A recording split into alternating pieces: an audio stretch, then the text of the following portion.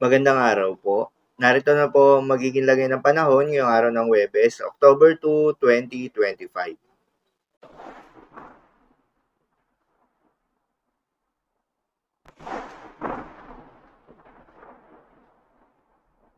Sa kasalukuyan na tayo sa pag-asa, si Bagyong Paulo ay bahagyang lumakas habang unti-unting lumalapit sa ating kalupaan. Ulingan namataan yung sentro nito sa layong 575 kilometers east ng Infanta Quezon. Taglay ang lakas ng hangin na umaabot sa 75 kilometers per hour malapit sa gitna at pagbugso na umaabot sa 90 kilometers per hour. Kumikilos pa west-northwestward sa bilis na 20 kilometers per hour. Dahil nga sa patuloy na paglapit ni Bagyong Paulo sa ating kalupaan, nakataas na rin ang Tropical Cyclone Wind Signal number 2 sa may southeastern portion ng Isabela, northern portion ng Quirino, at northern portion ng Aurora. Habang Tropical Cyclone Wind Signal number 1 naman sa may Cagayan, nalalabing bahagi ng Isabela, nalalabing bahagi ng Quirino, Nueva Vizcaya, Apayao, Abra, Kalinga, Mountain Province, Ifugao, Benguet, Ilocos Norte, Ilocos Sur, La Union, Pangasinan, northern portion ng Zambales, Tarlac, Nueva Ecija, nalalabing bahagi ng Aurora, northern portion ng Bulacan, northern portion ng Quezon kabilang ang Polillo Islands, northern portion ng Camarines Norte, northern portion ng Camarines Sur at northern portion ng Catanduanes. Sa mga apektadong lugar, ingat sa malalakas na hangin na may kasamang mga pagulan na dala ni Bagyong Paulo. Ito ay maaaring makapaminsala sa mga mahihinang istruktura. Ang pinakamataas na tropical cyclone wind signal number na posibleng itaas sa pagdaan ni Bagyong Paulo ay signal number 3. Ngunit hindi inaalis ang posibilidad na magtaas ng signal number 4 kung sakaling lumakas pa ito bilang isang typhoon.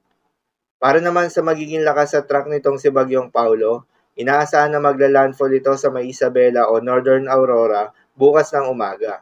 Subalit posible ang pagbaba ng track ni Bagyong Paulo depende sa lakas ng epekto ng high pressure area na maaaring magtulak dito pababa. Matapos nga tawirin ito ang kalupaan ng Northern Luzon, lalabas ito ng West Philippine Sea bukas ng tanghali at patuloy na gagalaw west-northwestward hanggang makalabas ng Philippine Area of Responsibility Sabado ng umaga.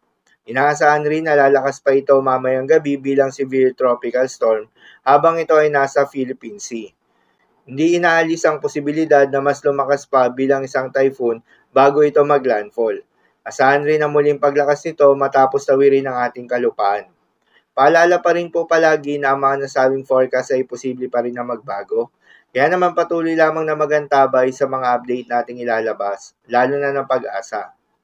Dahil pa rin nga sa epekto nitong si Bagyong Paulo, posible ngayong araw ang intense to torrential rain sa may Aurora, habang heavy to intense rains naman sa may Cagayan, Isabela, Quirino, Nueva Vizcaya at Nueva Ecija.